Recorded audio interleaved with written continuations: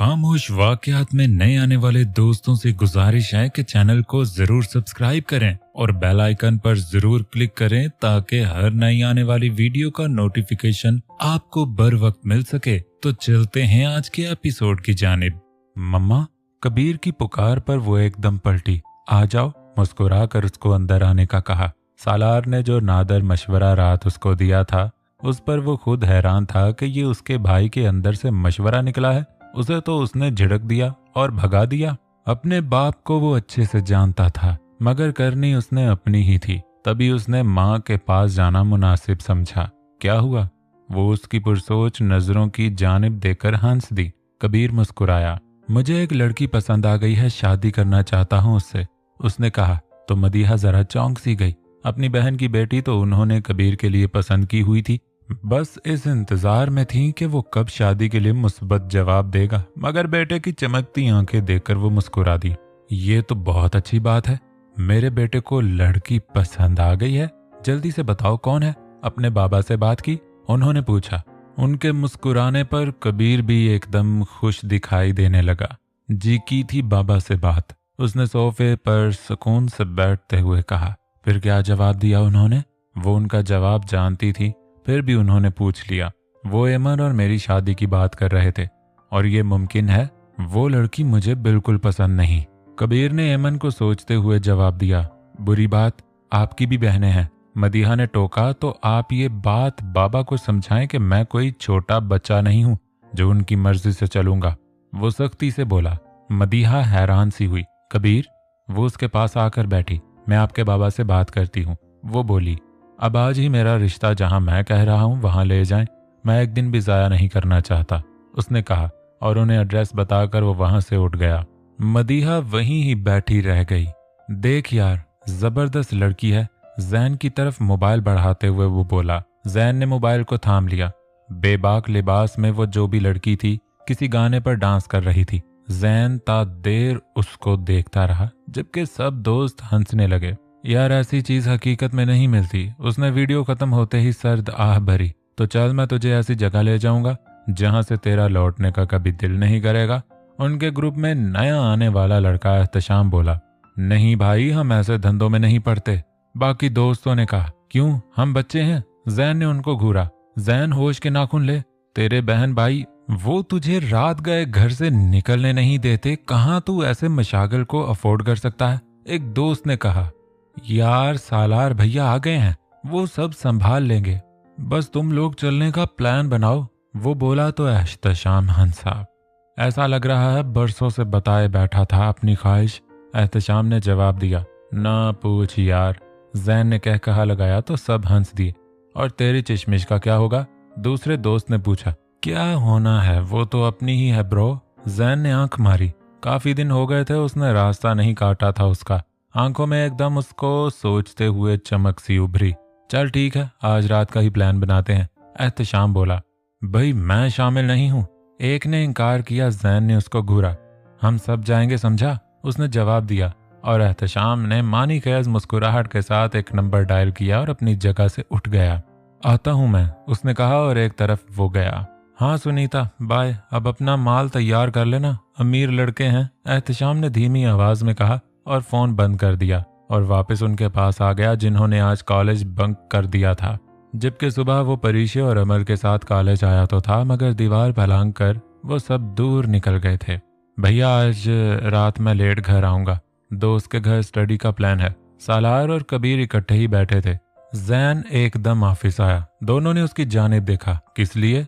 कबीर ने पेन एक तरफ रखकर सख्त नजरों से उसको देखा। सालार भी उसी की जानिब देख रहा था। ग्रुप स्टडी का प्लान है, वो मिनमिनाया। बकवास है सब, वक्त पर घर पहुंच जाओ। कबीर ने दो टोक बात की जबकि जैन ने मस्कीनी से सालार की तरफ देखा। जाने दो, क्या मसला है तुम्हें? सालार बीच में बोला। और तुम इसकी शक्ल पर चले जाओ, कोई नेक कारनामे नहीं है तुम्हारे भाई के दोस्तों के साथ उड़ता फिरेगा। कबीर खफा हुआ। कुछ नहीं होता, सालार बोला। और जैन साहब ये बस आज के लिए, और तुम रात 10 से पहले घर हो, उसने कहा। भैया 10, बस 10 तक तो एक काम भी पूरा नहीं होगा। जैन ने पांव पटके। मैं तुम्हें बताता हूँ। कबीर एकदम कुर्सी से उठा। जैन सालार के पीछे छुप गया।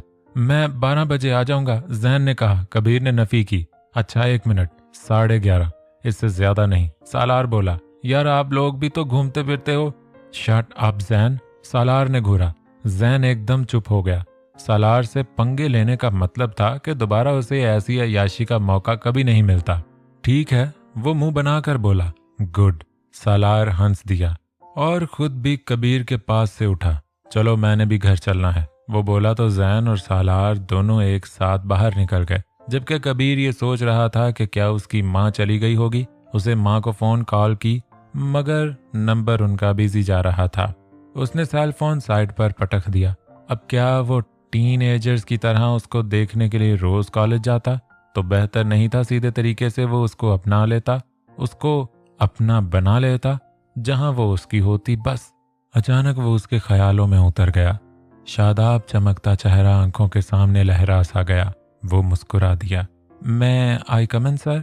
अचानक उसकी सेक्रेटरी ने पूछा तो उसने चौंकते हुए सर असबात में हिलाया।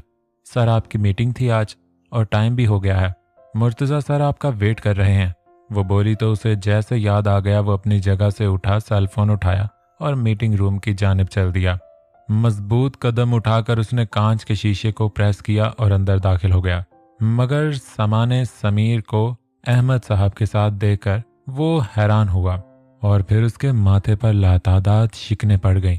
दिल तो किया सीधा सवाल कर ले, किस लिए आए हो यहाँ, मगर वो खामोश रहा। कैसे हो कबीर बेटा? अहमद अपनी मकरूह मुस्कुराहट से बोले। कबीर ने बस सर हिलाकर जवाब दिया और निगाह मोड़ ली।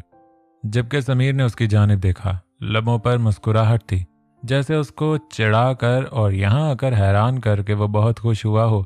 समीर पहले उसका पार्टनर रहा था मगर अपनी सेक्रेटरी के साथ उसको जबरदस्ती करते देखकर कबीर ने समीर का कुछ नहीं छोड़ा था और उसका पैसा और उसको और उसके बाप को उसने धक्के देकर निकाल दिया था। जबकि उसके जाने के बाद स्टाफ ने उसकी और अहमद की शिकायतें बताकर कबीर का दिमाग समीर की जानिब से और भी खराब कर दिया कि वो हर लड़की की कमजोरी का फायदा उठाता रहा था। जबकि कबीर रोजी की जगह पर उसकी ये नजासत देकर बिना उठा था। उसने ये बात मुर्तज़ा को ये फिर किसी को नहीं बताई थी सिवाय सालार के, और समीर को निकालने की वजह पूछी तो उसने कोई बहाना बना दिया। जबकि दोबारा उसने किसी से इस मौजू पर कोई बात नहीं की क्योंकि समीर के शेयर्स डालने का प्लान भी उसी का था। समीर ने उसकी तरफ से निगाह हटा ली और अहमद साहब मुर्तज़ा से हाथ मिलाकर उठ खड़े हुए, जबकि मुर्तज़ा मुस्कुरा दिए। बाकी भाइयों से भी उन्होंने हाथ मिलाया और जब कबीर से मिलाने लगे तो वो वहां से उठकर मुर्तज़ा के पास आ गया। अहमद ने अपना हाथ पीछे किया और समीर ने नखुवत से उसको देखा और वहां से बाहर निकल गया। क्यों आए थे ये लोग? कबीर ने ताबी से पूछा। बताता हूँ, घर चलो, मीटिंग कल कर लेना, मुर्तज़ा ने कहा और खुद भी वो सब उठकर घर के लिए निकल गए। रात के दूसरे पहर सिगरेट की तलब महसूस करके वो बाहर निकल आया, मगर यहाँ सिगरेट पीना किसी अजाब से कम नहीं था। तभी वो पीछे की तरफ आ गया। सुकून से सिगरेट पीते हुए वो वॉक कर रहा था कि अचानक चीखों की आवाज पर वो उस आवाज पर मुतवज्जे हुआ। सिगरेट जमीन पर फेंकी और अदील के कमरे की जानिब चल दिया। वो जानता था यहाँ सिर्फ अदील का कमरा है, जबकि उसके आगे अफशीन का पोर्शन था। वो जैसे ही उसकी तरफ आया, कोई भागता हुआ उसके सीने से लगा था। प्लीज मुझे बचा ले, प्लीज प्लीज, ये मेरे बाल काट देंगे, मुझे बचा ले। बुरी तरह सिसकते हुए वो लड़की उससे मदद तलब कर रही थी, जबकि अदील हाथ में कैंची और छुरी पकड़े पीछे आ रहा था। इधर आ तू, वो अपनी तोतली जुबान से बोला। सालार ये मंजर देखकर हैरान था। यह लड़की इस पागल के पास कहां से आई?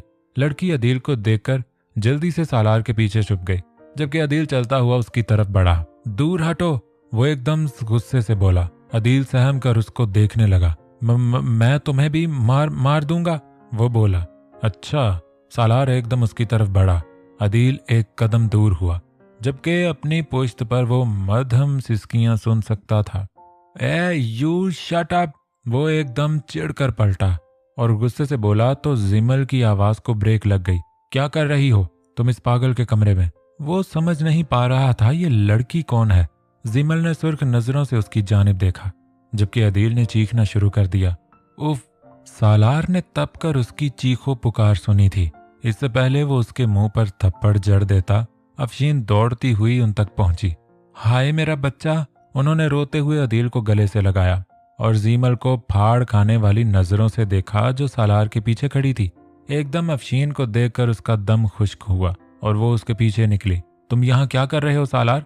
अफशीन ने सालार से पूछा। आप इस पागल को पागल खाने क्यों नहीं पहुंचाती? और मुंह फट की तो इस पर इंतहा थी। सालार बेटा है वो मेरा। अफशीन एकदम तपी। हाँ पता है मुझे। और ये लड़की क्यों थी इसके कमरे में? आप जानती हैं वो छुरी से इसके बाल काटने वाला था। सालार बोला। वो तुम्हारा मसला नहीं है, वो उसकी बीवी है, जो मर्जी करे इसके साथ। अफशीन ने गुस्से से कहा, जबकि सालार तो होंक रह गया। और तुम अंदर जाओ अदील को लेकर। जीमल को गुस्से से देखकर वो बोली। एक मिनट। सालार ने बिना लिहाज के जीमल का हाथ पकड़ लिया। जीमल ने हैरानगी से उसको देखा। पहली बार इस घर के किसी फर्द को देखा था, वरना जिस अजियत में वो थी कोई जान भी नहीं सकता था। तुम इसकी बीवी हो? वो बेहद हैरान था। इससे पूछने लगा, सालार छोड़ो इसका हाथ। अफशीन गुस्से से तपी, जबकि जीमल ने अपना हाथ उससे छुड़ाया। सालार को धचका लगा था। अदील ने अचानक झपट कर उसके बाल जकड़ लिए। सालार एकदम उसकी जानिब बढ़ता कि अफशीन बीच में हायल हो गई। खरीद कर लाई हूं मैं इस लड़की को, तुम्हारा मसला नहीं है ये। अफशीन आंखें निकाल कर बोली। मगर चच्ची इंसान है वो तिल मिलाया। तुम्हारा मसला नहीं, जाओ यहां से, दोबारा मत आना यहाँ। वो भड़की, जबकि सालार की नजरें अदील पर थीं। जबकि वो लड़की चुप थी। अदील उसके बाल खींच रहा था। लंबे लहराते बाल सालार ने मुट्ठियां भींच लीं। अफशीन भी वहां से चली गई। अलबत्ता सालार अब भी उस बंद दरवाजे को देख रहा था। वो ना चाहते हुए भी वहां से पलटा और अपने घर की तरफ आया। तभी जैन भी अंदर दाखिल हुआ। सालार की तवज्जो उसके डगमगाते कदमों पर नहीं गई, क्योंकि वो बेहद हैरानगी और शौक का शिकार था। वो सीधा मम्मा के कमरे में गया, जबकि जैन जल्दी से अपने कमरे में भाग गया। आ जाओ मेरे चांद, वहां क्यों खड़े हो? वो दोनों ही जाग रहे थे। मदीहा ने कहा, सवाल करना है एक। वो संजीदगी से बोला, बेटे तमीज लिहाज भी कोई शय है? आओ बैठो, आराम से बात करो। मुर्तजा ने टोका और सालार बैठ गया। मम्मा अदील की शादी कब हुई? वो भी एक बाशाऊर लड़की से? वो हैरानगी की इंतहा पर था। जब मोहतरम आप एक माँ घर से दूर रहे। मुर्तजा ने तंज किया। मगर उसकी शादी कैसे करा दी आप लोगों ने? सालार भड़का। ये अफशीन की जिद थी बेटा, हमने तो उस लड़की को आज तक देखा भी नहीं। मदीहा अफसोस से बोली। सालार ने मुट्ठियां बंद कर ली। तभी कबीर भी कमरे में आया। मदीहा जरा शर्मिंदा सी हो गई, जानती थी वो क्या बात करने आया है। कबीर अंदर आया, मदीहा की तरफ देखे बिना। वो मुर्तजा की जाने मतवज्जे हुआ। आपने बताया नहीं बाबा, समीर क्यों आया था? वो खबीस क्या करने आया था? सालार एकदम बोला। गुस्सा तो उसे अदील पर ही बहुत आ रहा था, और समीर का नाम सुनकर तो वो भी भड़क गया। तुम दोनों के साथ मसला नहीं समझ आता मुझे। अभी वो तीसरा भी पहुंच जाएगा। बदबख्त बाप से बैर डाले बैठा है। वो गुस्से से बोले तो वो सब चुप हो गए। परीक्षे का रिश्ता लेकर आए थे वो दोनों। मुझे और शहाब को तो समीर बहुत पसंद है। सिकंदर ने भी हाँ कर दी है। वो बोले तो कबीर ने अपनी मुट्ठियां बंद की। जब्त से चेहरा सुर्ख हो गया, जबकि सालार एकदम उठकर खड़ा हो गया। ये क्या बात हुई? आप ऐसा कैसे फैसला कर सकते हैं? वो एकदम चिल्लाया, निकलो कमरे से।